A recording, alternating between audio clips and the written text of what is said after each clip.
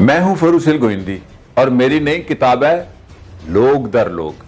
जिन लोगों से मैं मिला, दुनिया के सबसे बड़े डॉन जो भारत से ताल्लुक रखते थे, मस्तान मिर्जा, जिन्होंने इंदिरा गांधी की हुकूमत को परेशान कर दिया, और उसके बाद बेनजीर भुट्टो से पहली मुलाकात जब जुल्फिकार अली भुट्टो सितंबर 1978 जेल में थे, क्या बातें हुई, बेनजीर उस वक्त कैसी थी।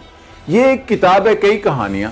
प्रिंस हसन बिन तलाल जो उर्दन में शाह हुसैन के बाद जिन्होंने बादशाह बनना था, वो बादशाह क्यों ना बने, और उर्दन में मैंने जब उनकी तकरीर सुनी तो मैंने क्या कहा कि ये बादशाह नहीं बन सकते।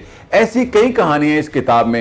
एक कहानी है जो खुशवंत सिंह के बाप की है, शोभा सिंह। ये जो दिल्ली है ये सारा दिल्ली सरगोदा के एक शख्स हडाली के रहने वाले शोभा सिंह ने आबाद किया 1911 में जब दिल्ली दरबार लगा। एक किताब है और 32 ऐसी कहानियां कि आप पढ़ते चले जाएंगे, एक से बढ़कर एक दिलचस्प कहानी है। और तुर्की के अंदर बुलंद एजवत कैसे उन्होंने हुकूमत की और क्या था, और पाकिस्तान के ऐसे नायाब कुछ चेहरे हैं जो अब मादूम होते जा रहे हैं। हनीफ रामे जो वजीर आला थे और उनका अपना घर नहीं था और वो इस्लामाबाद गए हुए थे, तो उनके बेटे ने कहा कि बाबा मालिक मकान ने नोटिस दे दिया है। महराज खालिद जो दूध बेचते थे और गवर्नमेंट कॉलेज में पढ़ते थे, पाकिस्तान के वजीर आजम बने, वजीर आला बने, गवर्नर बने, स्पीकर असेंबली बने। बाबा सोशलिज्म।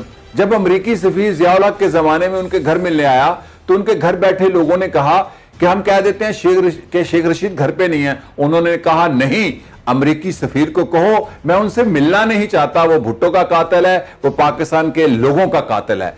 एक ऐसी किताब जिसमें 32 ऐसी दिलचस्प कहानियां और वाकयात हैं कि आप पढ़ते चले जाएं। मुख्तसर सी किताब, लोग दर लोग और नायाब लोग।